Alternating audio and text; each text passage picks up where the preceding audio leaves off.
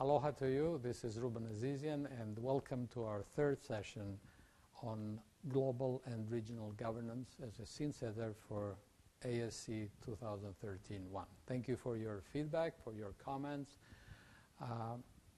to our previous sessions. They were very interesting, and we hope that we'll continue to inspire you to engage with each other and share your thoughts and apply your critical thinking to everything we say and you say. I'm open to any kind of comment, and please feel free to agree or disagree with, as we like to say here, there is no one good or right answer or a wrong answer to the many security issues that we are dealing with. The third session is particularly dear to me because that it brings us to the Asia-Pacific region, the region where we live, we work, we interact, and I think we have to be particularly careful about what we are trying to do in the region. So in this session I would like to do two things. First, try to define the concept of regional security architecture. It has become a very common, popular term these days amongst experts, but there is some misunderstanding about what exactly is regional security architecture. And secondly, look at the content of the pieces of the regional security architecture in the Asia-Pacific. What do we have and what are we missing? In terms of defining regional architecture, this is a definition I kind of like most because it gives you a broader perspective on the architecture. I don't know if you're familiar with different schools of thought on international relations, the realist and the idealist, but the realists primarily speak the language of state-to-state relations, the balance of power. So very often the regional security architecture for the realists is about an international order. It has to do primarily with the role of the key powers, the major powers. To me, this is a little bit of a kind of, or more than a little bit, a kind of one-sided perspective. It really underestimates the role of other countries, and you don't have to be a major power to be proactive in international relations. We have examples everywhere, including the region. It also doesn't really take into account the importance of regional institutions as well. The other perspective, which I think is also similarly narrow, but from the other perspective, is describing the regional security architecture as a collection of institutions, multilateral institutions. Again, this is, I think, one-sided. So this definition is really about an architecture that includes major powers, influential players and their relationships, bilateral dialogues, but also multilateral institutions, and also the principles and the norms that we are building. What are the norms of the Asia-Pacific regional security architecture? I'll talk about the norms in the last session, but today, first of all, I'd like to offer you this kind of Venn diagram in terms of who are the key influencers in the regional security architecture of the Asia-Pacific. And I would say that ASEAN process is perhaps the most prominent process today of regionalism and regionalization in the Asia-Pacific. Every country in Asia-Pacific would like to be part of the ASEAN process or the ASEAN Plus process. And definitely ASEAN is the center of gravity for regionalism. But at the same time, there are other players, such as the United States, and its allies and partners are also shaping the regional security architecture. And similarly, the emerging powers, as sometimes they are referred to, I don't know, they like to be called emerging or not. They probably already emerged a long time ago. But it's China, Russia, India, who have a slightly different perspective from the United States and United States allies. Very often they work together. Sometimes they disagree about what should the priorities be in regional security architecture building. So together, these three pieces represent to me the kind of influential part of the region, and it's important that all three pieces work together and complement each other and not work against each other. This is what we have in the Asia-Pacific in terms of institutions. As you can see, there are very many multilateral organizations that perform different functions. Now, looking at this, you may feel a little bit of a dizziness and confusion and maybe a question, why do we need so many institutions and organizations? That's part of the debate. And one perspective is that perhaps we have too many and they are not necessarily effective, but others would say in a complex regional environment, why can't we have more?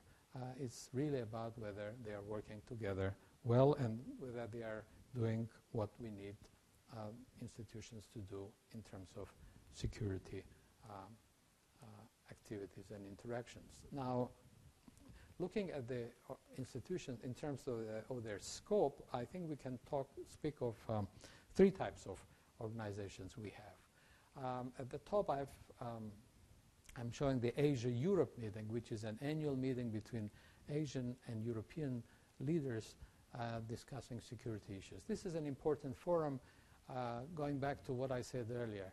Global, regional, between regional cooperation is increasingly important. If economic security is really the key to many countries today, we need to understand how the European economic issues are affecting Asia, an Asian economic environment, and how the rise of Asia can perhaps help Europe regain some of its energy and its economic performance. Then we have the next layer. It is not hierarchical. I'm not suggesting that one is more important than the other. It's just the geographic area that they cover. The second area is the layer is organizations that tend to represent the broader spectrum of Asia-Pacific. Asia-Pacific Economic Cooperation is perhaps now, today, the most universal and comprehensive economic entity in the Asia-Pacific that includes most of the Asia-Pacific countries. Not all of them, unfortunately. For example, India and South Asian countries are not parts of members of APEC, but some South American countries that face the Pacific are members. Then we have ASEAN Regional Forum, which is the preeminent security organization in the Asia-Pacific that has a three-stage approach to responding to security challenges. Stage 1, confidence building. Stage 2, preventive diplomacy. Stage 3, developing common approaches to conflict resolution. A majority of Asia-Pacific countries are members of ASEAN Regional Forum. We also have organizations like Shangri-La Dialogue, which is a forum of defense ministers, and we have now an ASEAN Defense Ministers Plus meetings. We have Shanghai Cooperation Organization that includes China, Russia, and Central Asian states, and so on.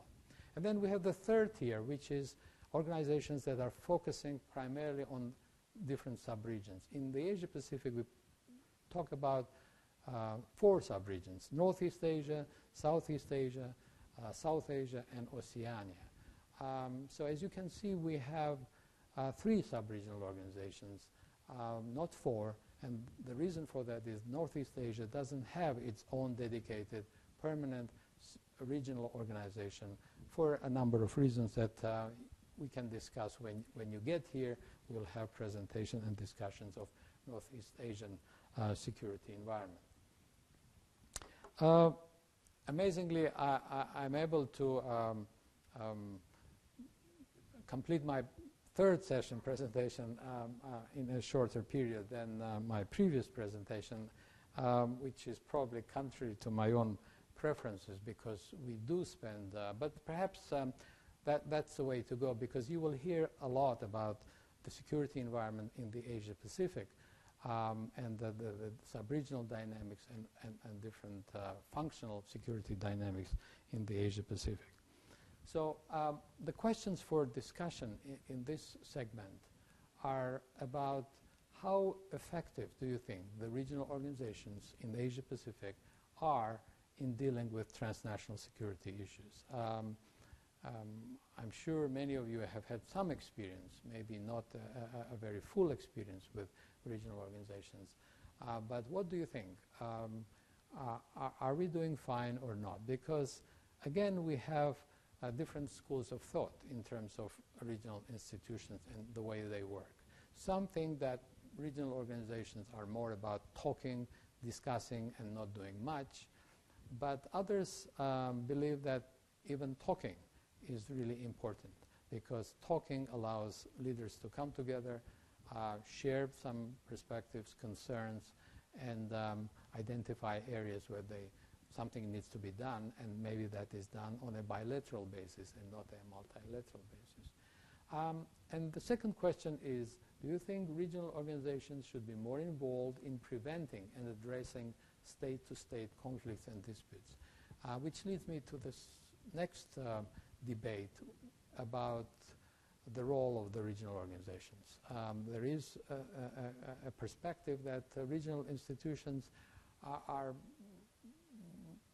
more kind of involved maybe in dealing with transnational issues such as disaster management, for example, or counterterrorism, but less inclined to deal with some traditional security issues such as North Korea's behavior or territorial disputes in the South China Sea or East China Sea. You know, that is one of the concerns in the region. So do we want regional organizations like ASEAN Regional Forum or East Asia Summit, which is today increasingly important because it brings together ASEAN and also all the major powers together?